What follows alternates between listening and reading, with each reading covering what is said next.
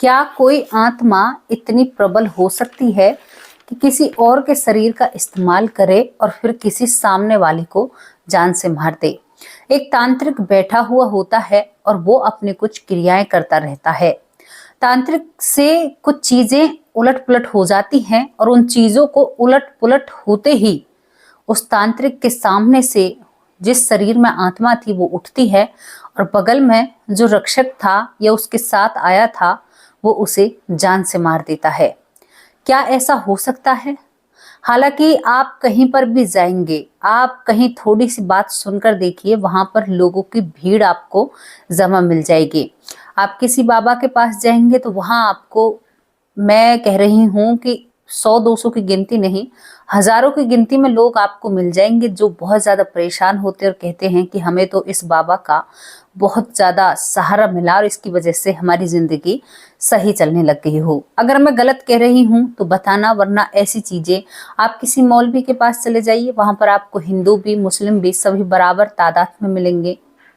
आप किसी बाबा के, मौलवी, किसी के भी पास चले जाइए, वहां पर आपको इंसान मिलेंगे जो परेशान है और अपनी परेशानी लेकर उन लोगों के पास आए हैं। अब आपको आज तांत्रिक नाम हमने क्यों लिया है दोस्तों? छोटी सी लव स्टोरी है इसमें, एक तांत्रिक विद्या भी है, तांत्रिक के बारे में भी बताया गया है और बहुत ही दिलचस्प आप लोगों के सामने एक स्टोरी लेकर आए हैं जो सत्यता पर रखी गई है। अगर हमारे किए हुए शब्दों से अगर किसी को थोड़ी सी भी समझ मिले तो ये तो हमारे अपने आप में सोचने वाली और बहुत बड़ी बात हो जाती है कि किसी को समझदारी हमारी वजह से मिली है। अब क्या होता है, यहाँ पर प्रेम कहानी है वो भी आप लोगों को सुनाएंगे और यहाँ पर तांत्रिक विद्या क्या होती है और किस हद तक हो सकती है ये भी आपको बताएंगे, क्योंकि तांत्रिक का नाम लेते ही दिमाग में तरह तरह के सवाल घूमने लगते हैं। सवाल होता है कि नरभक्षी होते हैं, किसी की दया रहम नहीं करते, ये वो बहुत सारी चीजें, लेकिन ये लोग बहुत लोगों की मदद भी करते हैं। क्या किस्सा होता है, क्या कहानी होती है दोस्तों? उत्तर प्रदेश में एक लड़का और लड़की रहते हैं।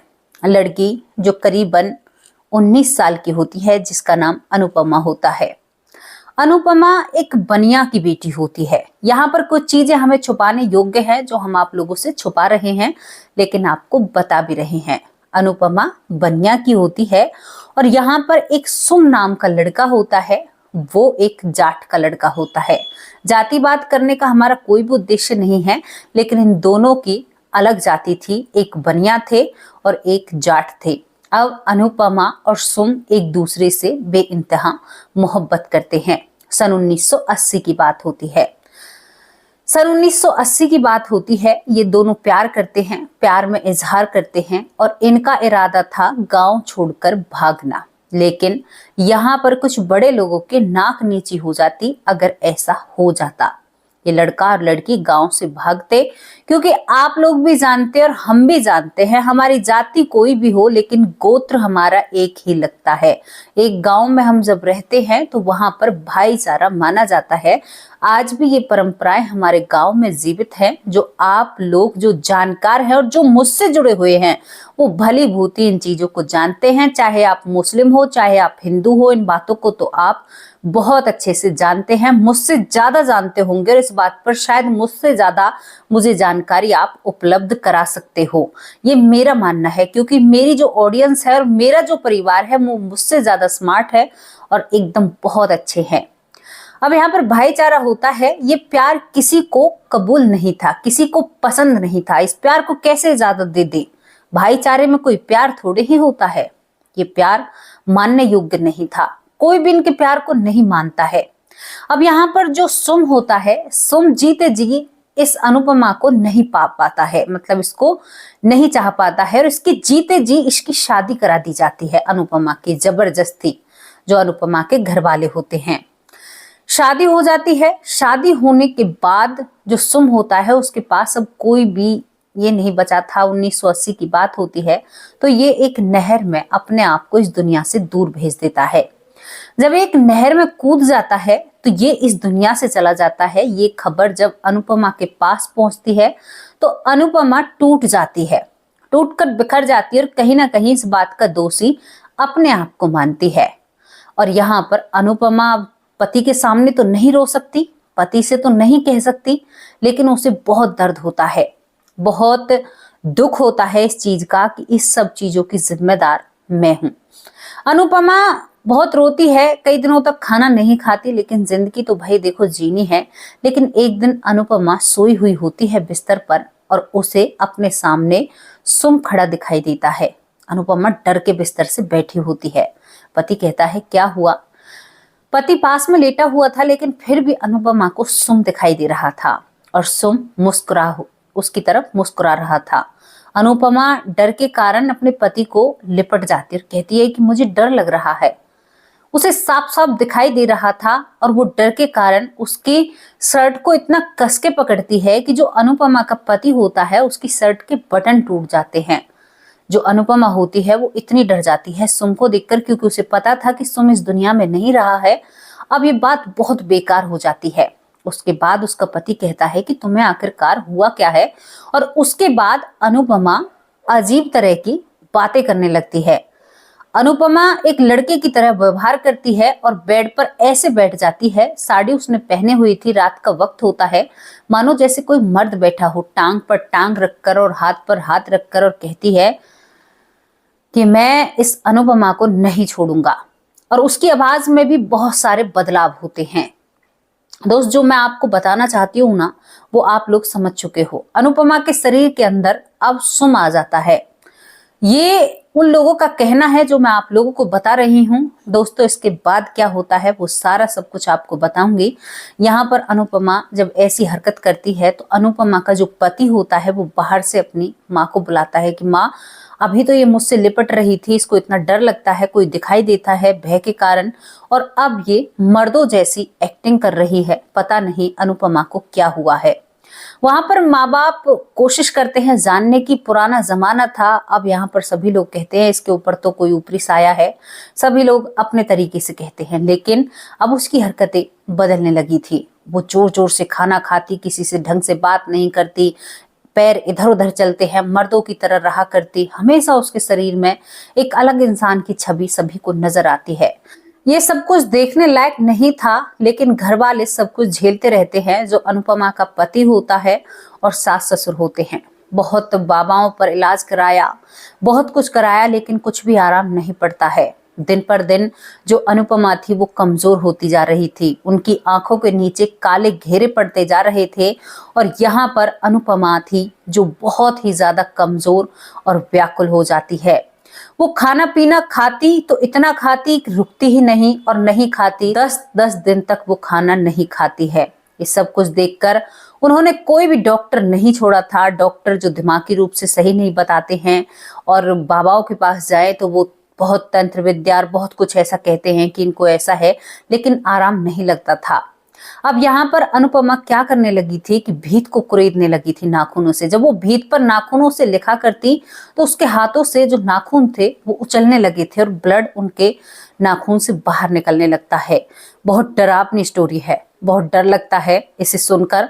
अब यहाँ पर जब पति अपनी पत्नी की ये हालत देखता है तो कहीं ना कहीं अनुपमा का जो पति था वो अपनी पत्नी से बेइंतहा मोहब्बत करता है, और वो नहीं चाहता उसकी पत्नी को कुछ हो। वो बहुत परेशान था। यहाँ पर अनुपमा के जो घर वाले आते हैं, जब बेटी से बात करते हैं तो बेटी की जुल्फे जो उलझी हुई हैं, और वो घुर्राते हुए अपने पिता की तरफ देखती और कहती है कि ये सब कुछ तुम्हारा ही तो किया धरा है, अब भुगत, तेरी बेटी भुगत रही है, और इसे तब तक भुगताऊंगा जब तक मेरा मन करेगा इसको मैं अपने साथ लेकर जाऊंगा। तो क्या समझता है, जीते जी तो तुमने हम एक नहीं होने दिए, अब कुंडी बंद करके तू मुझसे बात कर रहा है। उस वक्त तू मेरी इससे शादी करा देता तो ऐसा नहीं होता। तो पिता इस मामले को समझ चुका था कि ये मामला क्या है, कि जो सुम मरा था, जिसने खुद को इस दुनिया से खुद ने दूर किया था, वो उसकी बेटी को परेशान कर रहा है और उसकी आत्मा इसके अंदर है। लेकिन ये बात ससुराल वालों से कैसे शेयर करें भाई, कैसे बताएं कि ऐसा सब कुछ हो रहा है, कि ये हम वही लड़का है। ये बात तो राज रहनी थी। यहाँ पर एक और बात हंसकर अनुपमा के अंदर से जो सुम है वो कहता है, जो सुम की आत्मा होती है, कि चिंता मत कर, तेरा राज नहीं खोलूंगा, इतना तो मैं वफादारी तुम्हारे साथ कर सकता हूँ। और एक फेक सी हंसी हंसता है, कहता है कि आत्माएं झूठ नहीं बोलती, आत्माएं जो करती हैं ताल ठोक कर करती हैं। और वो एक डेरा बनाकर यहाँ पर अनुपमा के शरीर में बैठा हुआ था। जब कभी अनुपमा को होश आया करता तो वो अपने आप को काफी कमजोर और असहाय महसूस करती और अपने पति से ये राज नहीं खोल सकती थी कि वो किसी से प्यार करती थी और वो प्यार करने वाला मरने के बाद उसे दिखाई दे रहा है और उसके साथ ये सब कुछ कर रहा है। राज की बातें बनी रहती हैं। धीरे धीरे 7 से 8 महीने निकल जाते हैं। जो अनुपमा गोलमोल सी, जिसके चेहरा गोलमोल, शरीर हट्टा खट्टा दिखा करता, आज वो केवल उसके अंदर हड्डियां ही रह जाती हैं। वो इतनी ज्यादा कमजोर हो जाती है और हर रोज उसके साथ वही सब कुछ चल रहा था। उसके नाखून बिल्कुल टूट चुके थे, नाखूनों में कुछ नहीं रहता है, दीवारों पर लिखती रहा करती, क्योंकि एकांतमा का प्रभाव झेलना बहुत बड़ी बात हो जाती है। इसके बाद एक दिन जो अनुपमा का पति होता है अपने दोस्तों से ये बात शेयर करता है, तो वहां पर उसके दोस्त कहते हैं कि यार तुम जा सको तो मैं तुम्हें एक जगह बता सकता हूँ, जहां पर कहते हैं कि बहुत माना हुआ तांत्रिक है और ऐसी चीजों को तो जड़ से खत्म कर देता है। ये बात भी सुन रहा था अनुपमा के अंदर बैठकर, उसे वहीं से बैठे पता चल रहा था। वो बहुत जोर से अनुपमा को तड़पाता है। उसके बाद वो दोस्त कहता है कि उत्तराखंड में एक घर है, पूरा एड्रेस देता है लिखकर। वहां पर एक तांत्रिक है जिसकी औलाद नहीं है, वो इस विद्या में बहुत माहिर है और तू उसके पास जा सकता है। दोस्तों, हमने आपको 1980 की बात बताई थी, अब 1981 चल चुका था। अब यहाँ से वो सुनते ही उस तांत्रिक के पास जाना जाता है जो अनुपमा का पति होता है। वो अपने सास ससुर से इजाजत लेता है। उसके ससुर ने कहा था कि जहां भी हमारी बेटी ठीक हो सके, जमाई बाबू आप वहां पर ले जा सकते हो, आपको खुली इजाजत है।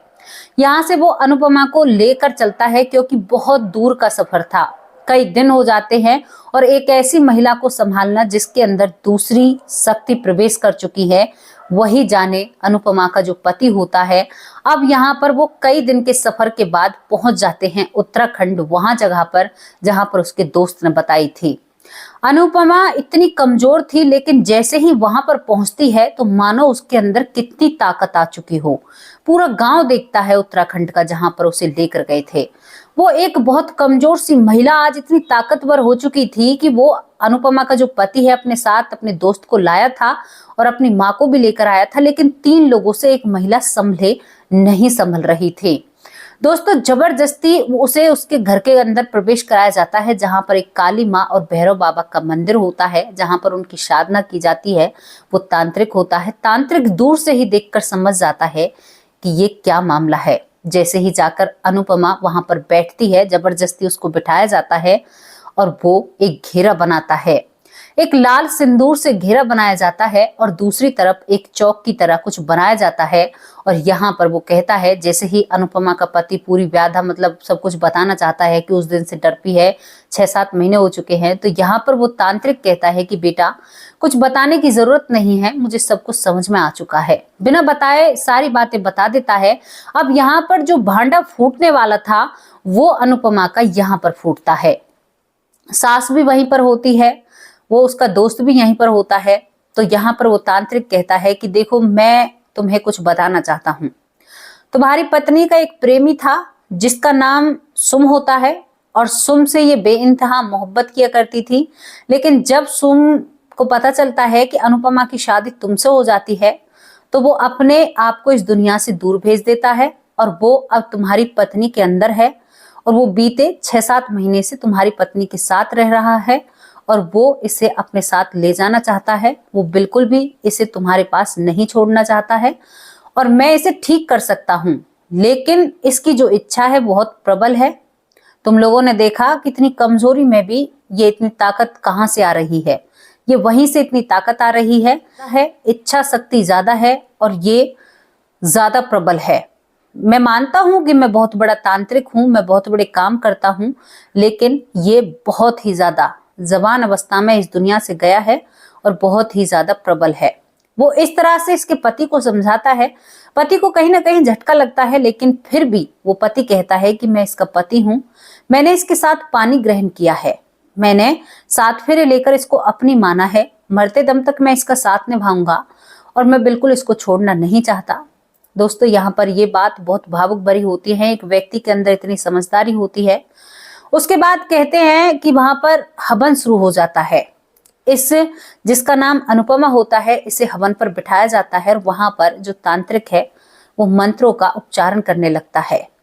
कहता है कि देखो डरना मत। एक घेरे में पति को बिठाया जाता है, सास और उस दोस्त को बाहर कर दिया जाता है। तांत्रिक वहां पर बैठ जाता है। एक घेरे में अनुपमा थी। तो यहाँ पर तांत्रिक ने अनुपमा के पति को पहले ही बता दिया था कि तुम्हें ये बरगलाएगा, तुम्हें मतलब तुम्हारे अंदर ऐसी भावनाएं भरेगा कि इसे तकलीफ हो रही है। बिल्कुल भी तुम्हें अपनी जगह से नहीं हिलना है। अगर तुम अपनी जगह से हिल गए तो ये हम पर हावी हो जाएगा और फिर इसको मैं रोकने में कामयाब नहीं रह पाऊंगा। मतलब मेरी शक्ति है वो कम हो जाएगी। वो उसके हिसाब से होता है। दोस्तों यहाँ पर ये क्रिया शुरू हो जाती है। दरवाजे पर खड़ी सास देख रही है, दोस्त देख रहा है। अब वहां पर मंत्रों का जब उच्चारण होता है तो जो अनुपमा होती है तो फूट फूट कर रोने लगती है और अपने पति से कहती है कि मैं तो तुमसे बहुत मोहब्बत करती हूँ, मुझे बहुत तकलीफ हो रही है, तो मुझे यहाँ से निकालो, मैं नहीं रहना चाहती, मेरे अंदर कोई आत्मा नहीं है, केवल मैं बीमार हूँ, मुझे डॉक्टर के पास लेकर चलो। दूसरे ही पल दूसरी आवाज, तुम क्या कर सकते हो, इसे मैं अपने साथ लेकर जाऊंगा, तुम मेरा क्या बिगाड़ सकते हो, तुम कुछ भी नहीं बिगाड़ सकते। यहाँ पर जो अनुपमा का पति होता है ये सब कुछ अपनी आंखों से देखकर बहुत हैरान हो जाता है। एक मर्द की तरह बैठ जाया करती और कहती ये लेकर जाऊंगा, कुछ भी नहीं कर सकती तू मेरा, क्या कर सकता है तू मेरा, तेरी पत्नी है लेकिन मेरी प्रेमिका है और इस प्रेमिका को मैं नहीं छोड़ सकता, छोड़ता तो आज से बहुत दिन पहले छोड़ दिया होता, इसे तो मैं नहीं छोड़ ही नहीं सकता, इसे अपने साथ लेकर जाऊंगा। ये एक जद्दोजहद में फंस जाता है, सोचता है कि ये सब कुछ क्या हो रहा है। यहाँ पर जब वो रोती तो सुसक सुसक कर रोया करती कि मुझे बचा लो, मेरे तन में तकलीफ हो रही है, मुझे जलन हो रही है, मुझे दर्द हो रहा है, क्या तुम मुझे तकलीफ में देखना चाहते हो। नई नवेली दुल्हन थी, एक पति अपनी पत्नी के लिए व्याकुल हो उठता है और इस कसमकस में यहाँ पर अब वो बहुत ज्यादा जोर जोर से रोने लगती है कि मुझे तुम कुछ समझते नहीं हो, तुम मुझसे प्यार नहीं करते, मैं मर जाऊंगी, मैं मुझ में है ही क्या, और बहुत जोर जोर से विलाप करने लगती है।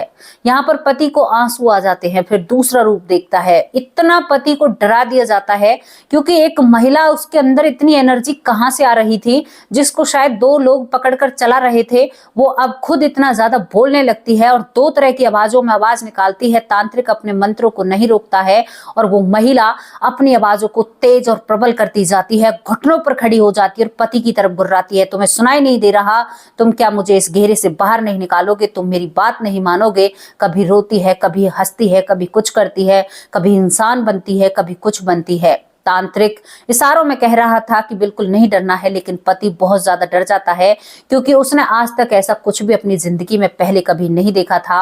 और यहाँ से उसका पति जैसे ही अपने घेरे से बाहर निकलता है, वैसे ही जो अनुपमा होती है वहां पर एक चाकू रखा रहता है और सीधा अपने पति के दिल के अंदर उस चाकू को पार उतार देती है। ये सब कुछ बाहर खड़ी माँ देख रही थी। माँ के पैरों तले जमीन खिसक जाती है। माँ इतनी व्याकुल हो जाती है कि मेरा बेटा तो गया।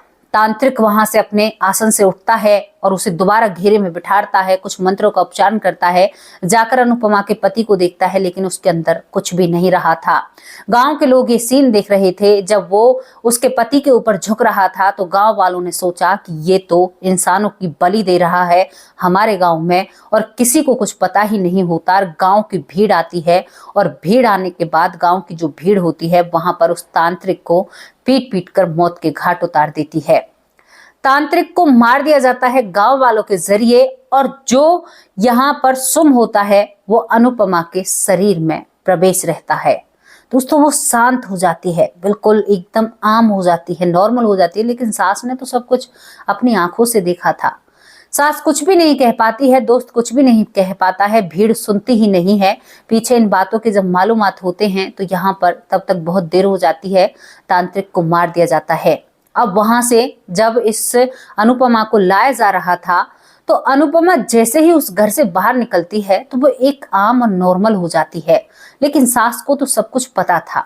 अनुपमा इतनी कमजोर हो जाती है कि अनुपमा घर जाते ही अपना दम तोड़ देती है। अब सास किस पर केस करे कि उसके बेटे को किसने मारा है। वो घर जाते ही बहू की डेड बॉडी देखती है, वहां से अपने बेटे की डेड बॉडी लेकर गई थी। पुलिस केस भी होता है वहां पर, एक तांत्रिक ने ऐसा कर दिया, वहां पर सब चीज हो जाती है। लेकिन दोस्तों एक सोचने वाली बात थी कि अनुपमा का शरीर हल्का कैसे हो जाता है। वो घर करीबन 1 हफ्ते से 2 हफ्ते रहती है, सांस ऐसी व्याकुल हो जाती है, वो कुछ कर नहीं पाती है। सबको समझ में नहीं आ रहा था कि पुलिस केस करे या ना करे। वहां पर ये मामला होता है कि तांत्रिक ने इस जो इनके बेटे को मारा है, वहां पर सास भी चुप पड़ जाती है और पता नहीं सभी चुप रह जाते हैं। तांत्रिक के ऊपर पूरा आरोप आ जाता है। अब यहाँ से कुछ साल बीत जाते हैं। वहां पर अनुपमा 10-15 दिन के अंदर ही इस दुनिया से चली जाती है। लेकिन जब तक वहां से गई थी तो वो बिल्कुल आम थी। उसके बाद उसने कोई भी ऐसी एक्टिंग या कुछ भी ऐसा नहीं किया था जो उसने उस दिन तांत्रिक के सामने किया था, या वो क्या करती, मर्दों की तरह चलती, वो ऐसा कुछ भी नहीं करती है। दोस्तों इस बात का भी हम आप लोगों के सामने राज खोलेंगे। अब जो वो घर था, जो तांत्रिक था, उसका एक लौता बेटा होता है, उसके भाई का बेटा। तांत्रिक शादी नहीं करता है, तांत्रिक विद्या सीखता है। अब वो उस घर को, क्योंकि जो पड़ोसी थे वो कहते हैं इस घर के अंदर अजीब अजीब आवाजें सुनाई देती हैं, गांव में वो घर अब भूतिया हो जाता है। जबकि उस घर में काली माई की मतलब पूजा हुआ करती थी, लेकिन अब कोई साधना करने वाला था नहीं, काली माई और भैरव बाबा की। अब वहां पर ये घर खाली रहता है, बिल्कुल भी इस घर पर कोई ध्यान नहीं देता है। इस घर के पास से निकलने पर भी लोग डरते हैं और डर के कारण बहुत ज्यादा परेशान रहते हैं और इस घर को भूतिया कहते हैं। अब यहाँ पर ये जो प्रॉपर्टी थी ये उस भाई के लड़के के नाम आ जाती है। अब भाई का लड़का कैसे रह सकता है इसमें, वो रहता भी है, उसके साथ कभी ऐसा कुछ घटित नहीं हुआ। तो यहाँ पर एक परिवार होता है जिसमें एक संजय नाम का 3 साल का लड़का होता है, संजय की बहन होती है।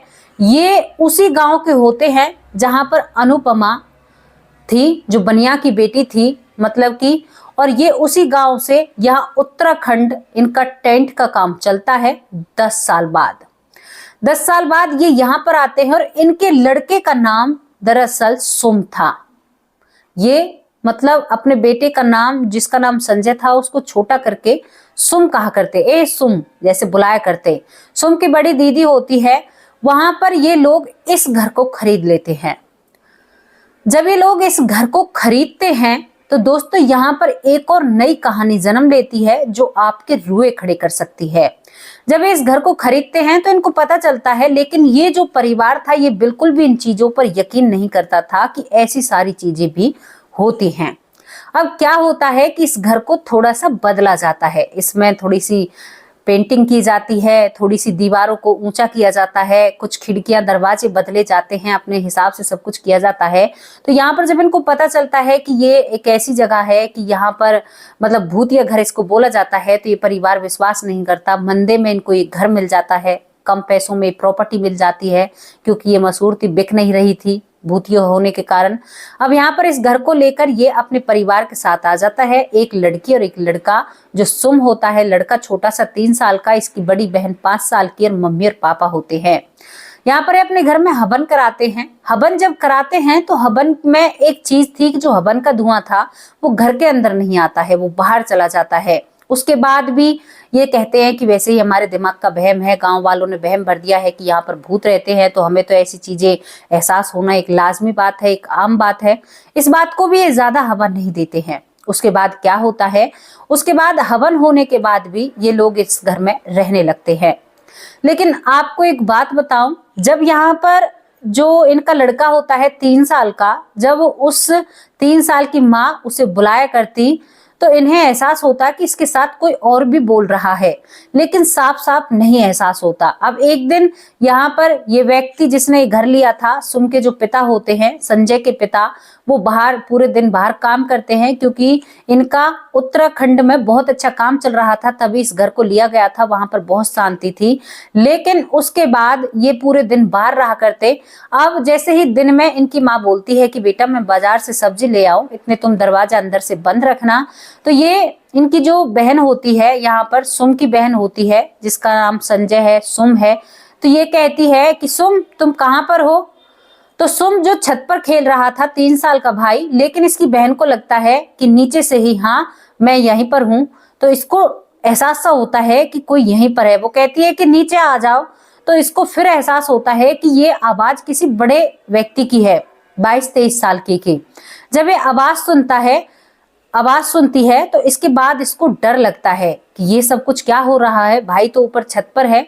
अब ये सुम करती बोलती जाती है और सुम की आवाज इसको ऐसे लग रही है जैसे इसके पीछे ही चल रही हो। दोस्तों ये सीढ़ियों पर चढ़ती है और फिर कहती है कि सुम। तो सुम एकदम पलट कर देखता है, कहता है कि हाँ दीदी। बोली चलो नीचे चलो। अब वो नीचे जाती है और ये दोनों खेल रहे थे, तभी एकदम चिल्लाती है कि सुम तुम परेशान मत करो। तो वो कहता है कि ठीक है, नहीं करूंगा, एक बड़े व्यक्ति की आवाज।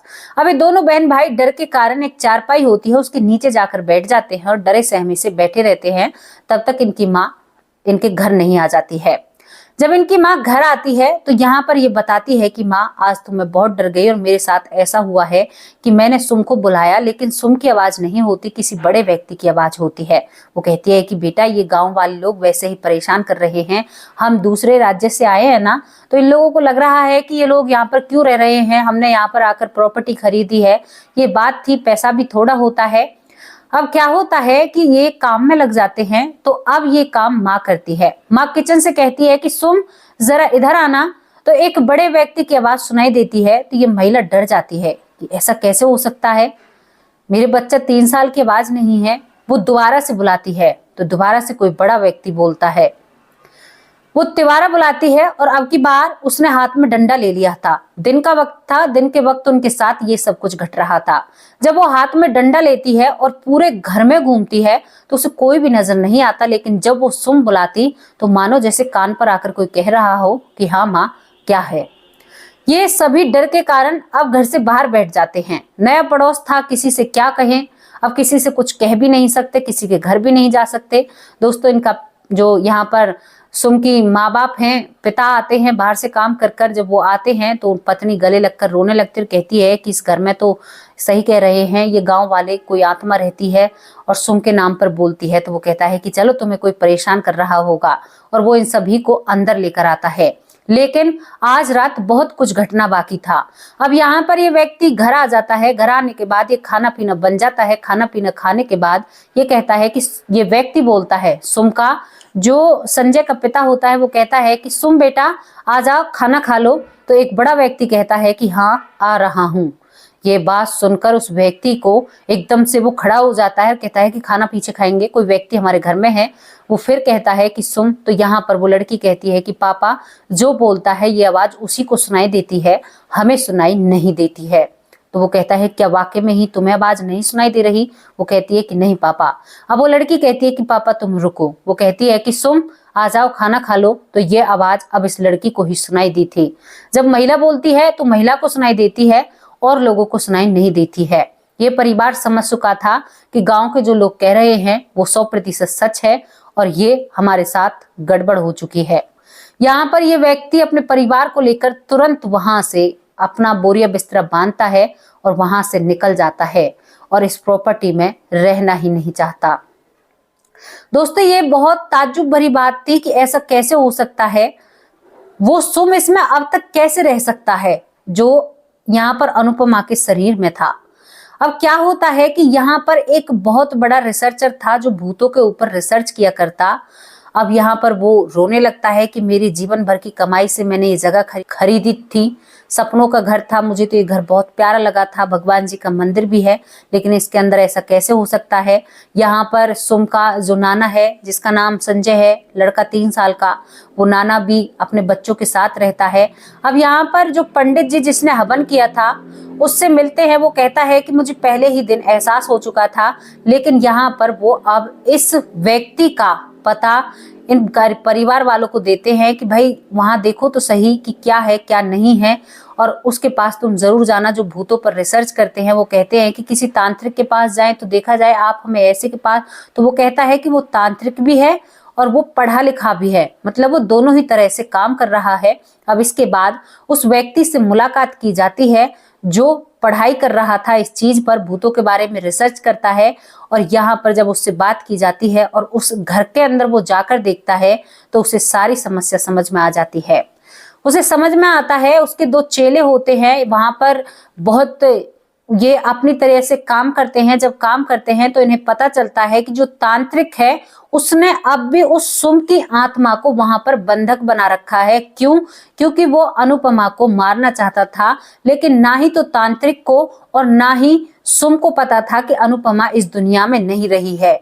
जब जो ये व्यक्ति वहां का होता है, उत्तराखंड का, जो पढ़ाई कर रहा था, तांत्रिक की पढ़ाई होती है अलग से, और जो इन चीजों पर रिसर्च करता है वो सारी जानकारी निकालता है, इन दोनों को सामने बुलाता है मंत्रों से और बहुत ही प्रणाम कर कर इनको बुलाता है और इनसे जानकारी निकालकर इन घर वालों के सामने इनसे कहलवाता है। यहाँ पर जब सुम को पता चलता है कि अनुपमा इस दुनिया में नहीं रही है तो सुम अब भीख मांगने लगता है कि मुझे भी यहाँ से निजात चाहिए, क्योंकि मुझे इसने कैद कर रखा है। जब यहाँ पर उस तांत्रिक से पूछा जाता है, जो इस प्रॉपर्टी का मालिक था, कि भाई तुमने इसे क्यों कैद किया, वो तांत्रिक यही वजह बताता है कि अनुपमा को जिंदगी देनी थी, मैं तो जब भी इस दुनिया से चल बसा था। क्योंकि उसके बाद उजागर हो जाता है कि तांत्रिक ने नहीं मारा, उस अनुपमा में मारा है।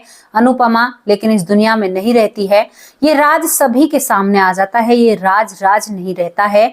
और यहाँ पर जो तांत्रिक इस घर में खुद बंधक था, जिसको मारा गया था गांव वालों के जरिए, उस तांत्रिक को भी ये व्यक्ति उसकी आत्मा को शांति देने के लिए ये वहां पर कुछ उपाय करता है, मंत्रों का जाप करता है, हवन करता है, और जहां पर जो सुम था उसकी आत्मा को भी निजात दिलाता है, उसको भी उसकी आत्मा की शांति के लिए भी वहां पर कुछ किया जाता है। और उस दिन के बाद उस घर में कुछ भी ऐसा महसूस नहीं किया गया, लेकिन जो परिवार था वो काफी डर जाता है। और जो यहाँ पर सुम और संजय के नाना होते हैं वो इस बात के गवाह होते हैं कि हाँ, हमारे वहां पर बनिया और सेठ की लड़की थी। तो दोस्तों, जिसको जहां पर मिलना है ना वो वहां पर जाकर मिल ही जाता है, ऐसा हो सकता है। ये एक ऐसी चीजें थी कि जहां पर दो आत्माओं को यहाँ से मुक्ति मिलनी थी। शायद इसी वजह से ये परिवार जो इतनी दूर से आकर यहाँ पर आकर रहा और इन्हें इन चीजों का एहसास हुआ और उस तांत्रिक को इन्हों के बारे में पता चला। तो दोस्तों, कैसी लगी आप लोगों को ये स्टोरी? इस पर अपनी राय जरूर रखना, क्या ऐसी चीजें होती हैं? क्योंकि ये जो स्टोरी हम आप लोगों के सामने लेकर आए हैं ये सत्यता पर रखी गई है। बिल्कुल एक परिवार के साथ ऐसा घटित होता है और यहाँ पर ये परिवार चाहता है कि ये सीख सभी को मिले कि कोई भी आप जमीन जायदाद खरीद रहे हो तो उसके बारे में पूरी जानकारी निकालकर तभी उस जायदाद को खरीदना,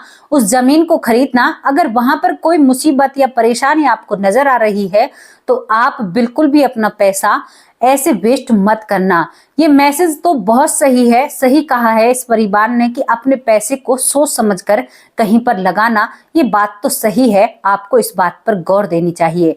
और आप इस कहानी या इस घटना से क्या सीख लेते हो उसके बारे में भी अपनी राय रखना, और क्या आप ऐसी विद्याओं पर या तांत्रिक विद्याओं पर यकीन रखते हो उसके बारे में भी कमेंट बॉक्स में अपनी राय रखना। और दोस्तों, आप लोगों को ये स्टोरी कैसी लगी उसके बारे में भी हमें जरूर कमेंट बॉक्स में लिखकर भेजना। अब आप लोगों से विदा लेते हैं, कल फिर हाजिर होंगे किसी सच्ची और अच्छी स्टोरी के साथ।